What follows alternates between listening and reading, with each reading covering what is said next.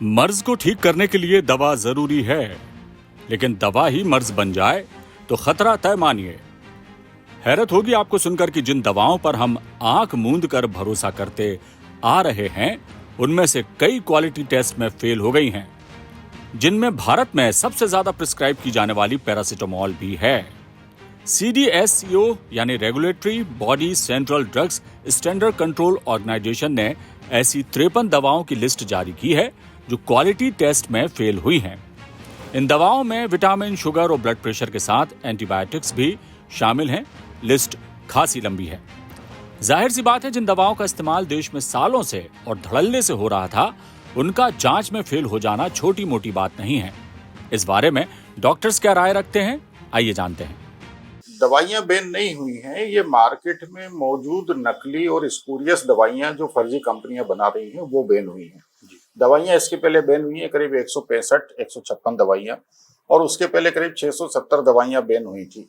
तो मोटा मोटा जो मुद्दा है कि दवाइयां जो गलत हैं, जिनके कॉम्बिनेशन गलत हैं, जो लोगों के लिए बहुत नुकसानदायक हैं, उसके लिए हम करीब 20 साल से हमारे मंगलम फाउंडेशन में प्रयास कर रहे हैं कि लोगों को जागरूक करें, सरकारें चेतें और उनके ऊपर कार्रवाई हो। पर अनफॉर्चुनेटली ये कोई कार्रवाई अभी तक नहीं हो पाई थी। अब जाकर 156 दवाइयां पहले ब्लॉक की गई हैं, और उसके बाद अब कुछ 52-53 दवाइयां ऐसी नकली पकड़ाई हैं जिनको लेकर ये कहा गया है कि ये दवाइयां पैरासिटामोल या BP की दवाइयां या शुगर की दवाइयां। तो ये दवाइयां बेसिकली जो नकली बन रही थी, जो स्पूरियस थी, जो गलत थी, ऐसी हिंदुस्तान के बाजार में बहुत भरमार है।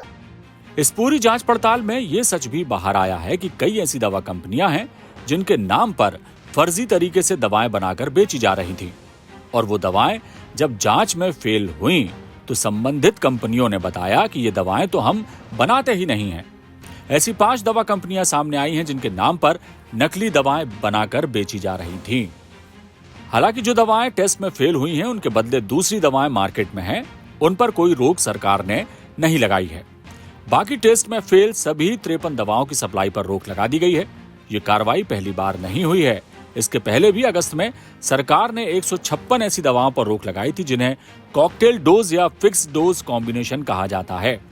खासतौर से सर्दी, जुकाम, बुखार या मल्टीविटामिन की दवा के रूप में इनका इस्तेमाल होता रहा है। ये तो रही बात उन दवाओं की जो अमानक हैं, क्वालिटी टेस्ट में फेल हो गई हैं, सप्लाई पर रोक भी लगा दी गई है। लेकिन आम आदमी जहां बहुत पढ़ा लिखा हो या कम पढ़ा लिखा हो, वो कैसे जाने कि दवा असली है कि नकली?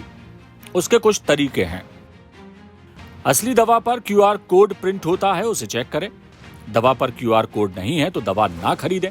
100 रुपए से ज्यादा कीमत की दवा पर ही QR कोड होता है। दवा में पैकेजिंग में छपी जानकारी को जरूर पढ़ें। पैकेजिंग में छपी जानकारी में मुद्रण दोष नहीं होना चाहिए।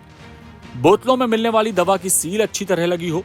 दवा पर बैच नंबर, मैन्युफैक्चरिंग और एक्सपायरी डेट अंकित हो। कोई दवा बाजार मूल्य से कम में मिल रही हो तो वो नकली हो सकती है। केवल लाइसेंस वाले फार्मेसियों से ही दवाएं खरीदें। डॉक्टर से तस्दीक कर लें, फिर दवा खाएं तो ज्यादा बेहतर है।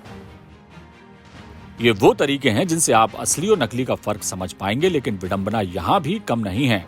वो ये कि जिस देश में डॉक्टर्स का लिखा प्रिस्क्रिप्शन पढ़ना किसी के बूते की बात नहीं, वो दवाओं में क्या मिला है क्या नहीं कैसे जान पाएगा?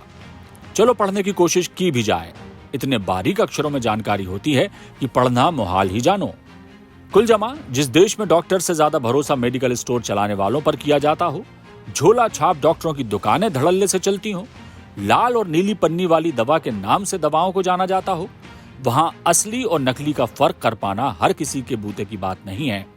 सरकार के कदम सराहनीय है कि वो अमानक दवाओं को बाजार में आने से रोक रही है, लेकिन दवा की पहचान एक कम पढ़ा लिखा भी कर सके, ऐसी कोई तरकीब निकालने की जरूरत है, ताकि हर कोई जान सके कि उसके मर्ज का इलाज जिस दवा से किया जा रहा है वो ठीक है या नहीं। ब्यूरो रिपोर्ट, चौथा खंबा।